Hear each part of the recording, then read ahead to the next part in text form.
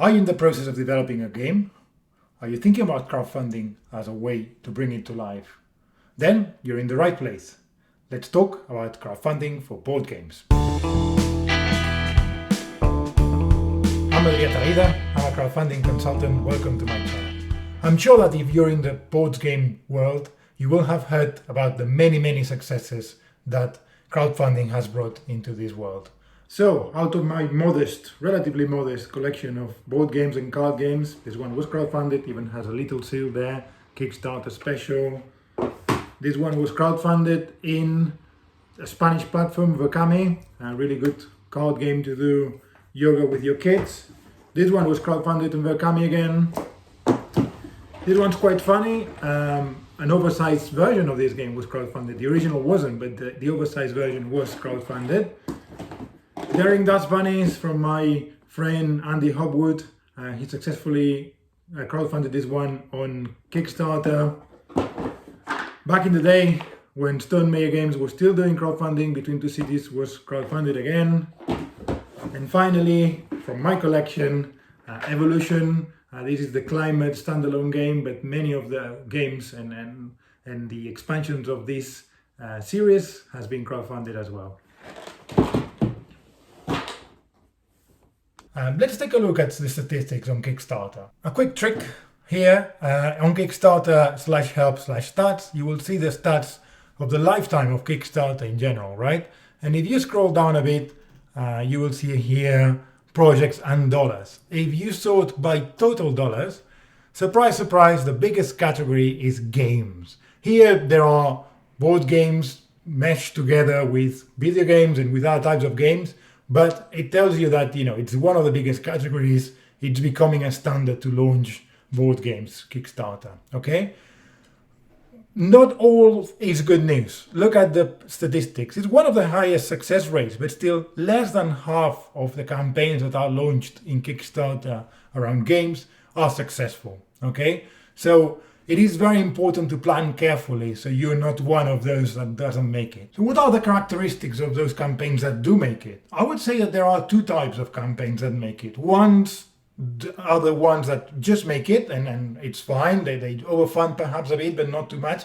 The other ones are the big banks, are the ones that get 100% on the first day and then go and overfund significantly. Let's look at a couple of examples of those categories, right? Of campaigns that just make it and they're fine and they chug along, and those campaigns that just go ballistic. So let's look at an example of one of these campaigns that will make it easily, but they will probably chug along for the rest of the campaign. Those campaigns that reach 30% at least on the first week, and then they will have 90% chances of getting to the 100% of their objective, okay? This is one of the 20 golden rules that Valentia Conci and myself have designed, and they are available on my website in English and on Valenti's website in Spanish. So it's super important. That's probably one of the first rules, that you need to get to that 30% of the objective in the first week to have really good chances to get to your objective, okay? As we can see here, they are nearly there. They've been live for 4 days, and they will probably chug along and do quite well because they will reach the 100% quite soon in their campaign. The second type of campaigns are the ones that just smash it on the first few days. And we have an example here, Paladins of the West. They are already more than 200%, 2000%. And look, the count is just moving as we speak. They are halfway of their campaign and they're doing very well, okay? And these campaigns benefit of another one of the 20 golden rules of crowdfunding, which is the power of 100. Once you reach, especially if it's very early, 100% of your objective, you have that credibility from your backers, right? And new backers that didn't hear about your campaign on your pre-campaign, but they land on your page, perhaps through one of the channels that we will look later on, and they say, wow, there's so many people backing it. In this case, more than 3,500 backers here. So I want to be part of this. What's the fuss? What's the hype? I want to really know what's going on here. So the power of 100, one of the first golden rules as well, 20 golden rules. I'll leave a link down here of all the rules, okay? So two types of campaign, both of them are of those 50% plus that make it super important that you get this initial momentum on your campaign, okay? So this leads me to the next point I wanted to discuss. 5 tips that I wanted to give you for a successful campaign, okay? Both in pre-campaign and post-campaign. There are going to be tips for everything. But tip number 1, set your objective as low as possible. So calculate very well how much do you need to get your project to life, and then go as low as possible. Don't go lower, because then you could get into trouble there and lose money in your crowdfunding campaign. You probably don't want that, but go as low as possible. And if we go back to the examples we were seeing before, here they are. The objectives are quite modest, right? In this case, Paladins of the West Kingdom has reached to £171,000, but their objective originally was less than £12,000. This is converted from New Zealand dollars, okay? 23,000 New Zealand dollars, which is a relatively modest amount of money, okay? Even more so for the other one we were looking for Factory Floor, that it only had in euros 4,000 euros, and that's probably a quantity that the game designer has decided that it's enough to bring it to life. We don't need to go over, and let's go and try to hit that one as soon as possible and then overfund. The second tip I wanted to discuss with you is spend time building the community, okay? We want to get to that 30% and ideally to that 100% of your objective as soon as possible. And for that, you will need a community, definitely of friends, fools and family, the famous 3 Fs. But in the world of board games, we have a really nice community, which is the Board Game Geek, that has, it's backing there all of those crowdfunding campaigns, okay? So if you become a Steam member of that community, then you can tap onto that community for your first days of your campaign, okay? Let's take a look at it. So we're here in the Board Game Geek forums. As you can see, there's many forums, general gaming, recommendation, trades, etc. But there are forums specifically for board game design. Those are probably the ones you want to be really involved in, right? For example, you could be seeking play testers there. If those play testers really like your game, they become your first backers. And those early days, as we were saying, that first week of being live on Kickstarter is crucial, and those play testers will probably be there. So spend time there. It takes time to create a community on BGG. Don't go there when you need them. Go there right now. Start your profile and start being active there, and start being an active member. Start meeting people there that then can back you when you need them. Okay. The next thing I wanted to discuss, number 3, is designing the rewards really carefully. Okay. In here, I would say that less is more. Don't overcomplicate your rewards tiers. But there are 2 important things to be aware of. And let's look at them with the examples we were working on before. One of them is making very easy tiers. And perhaps Paladins is a very good example. But they are launching the game in English and in French, Portuguese, okay? I'm not sure about the reasons for that because they're based in New Zealand, but hey. And they basically have 3 tiers of rewards, okay? One is the very basic one, which is only 38 New Zealand dollars, okay? Both in English and in Portuguese. There is another one that also includes the collector box, and that's probably the most popular one, as you can see. More than 2,500 of the 3,000 backers are going for that one.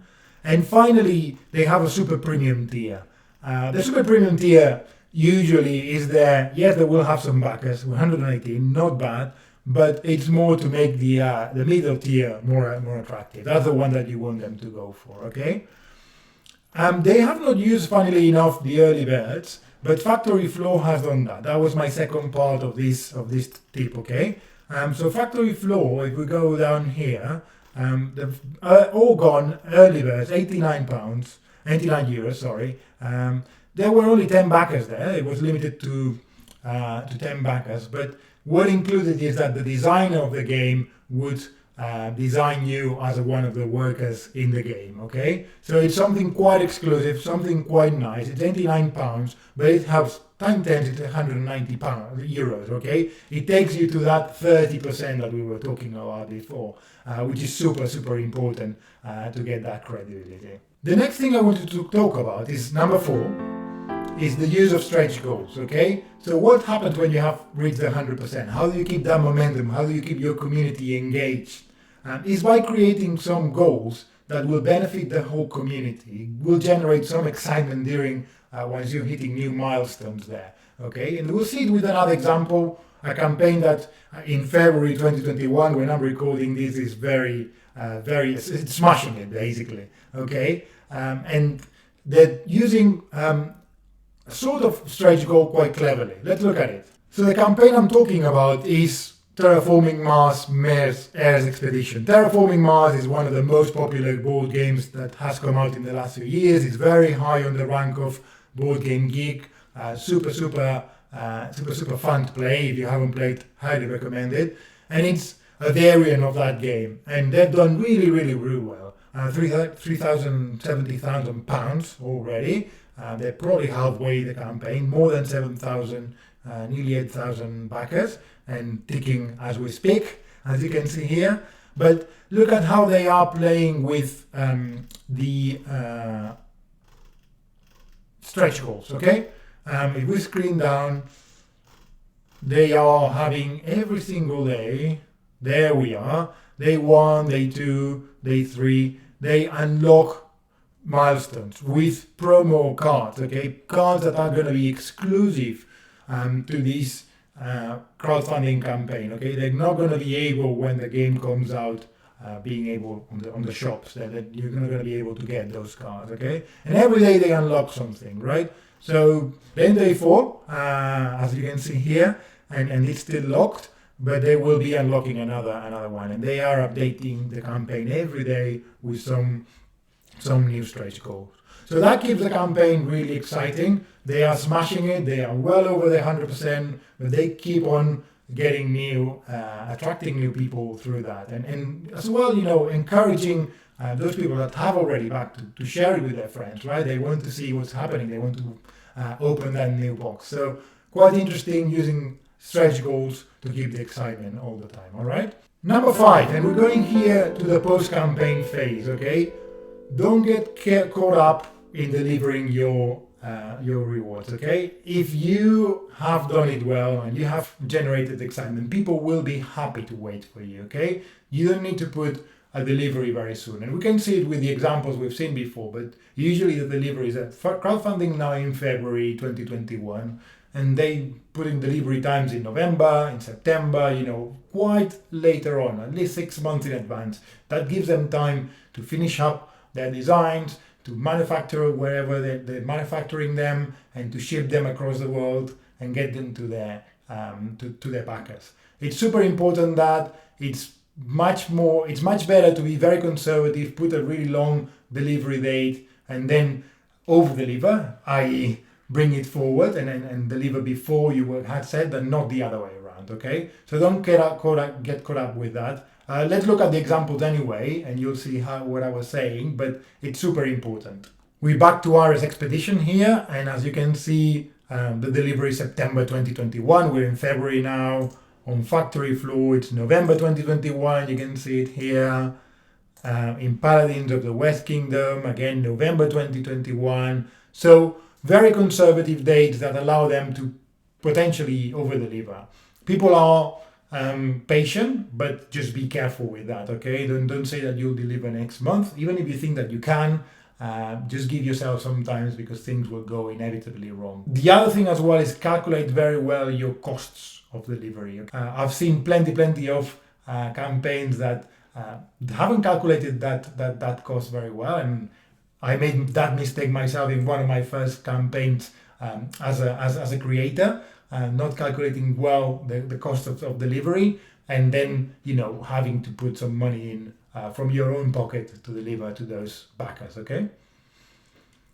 Finally, and let's stay here in this setup, let's look at number 6, which, by the way, it's all about repeating campaigns, okay? And perhaps the best example is here, Paladins of the West West Kingdom, sorry. Shem Phillips, the creator, has created 15 games. So if you click on that one, you'll be able to see which ones he has created with this profile, okay?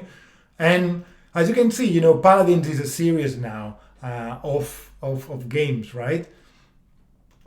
Paladins of the West Kingdom with different expansions and different standalone games.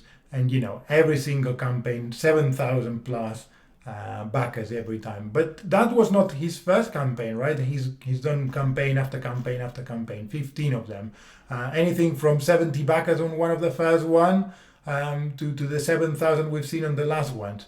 So you have a community there that you can tap on again and again for new games, for new exciting things. Okay, so take it as what I would say is take it as a long game, right? Don't be too ambitious on your first campaign when you launch, and just go and fund your first game and be successful there. But then you can tap into that community for future games again and again. Okay? So that's pretty much it for today's video. Thank you very much for your attention. I'll leave plenty of links down here, especially the 20 golden rules that are super important for any campaign, but especially for campaigns like tabletop games or board games, whatever you want to call it, whatever side of the pond you are. Thank you very much for listening, and I'll see you in the next video.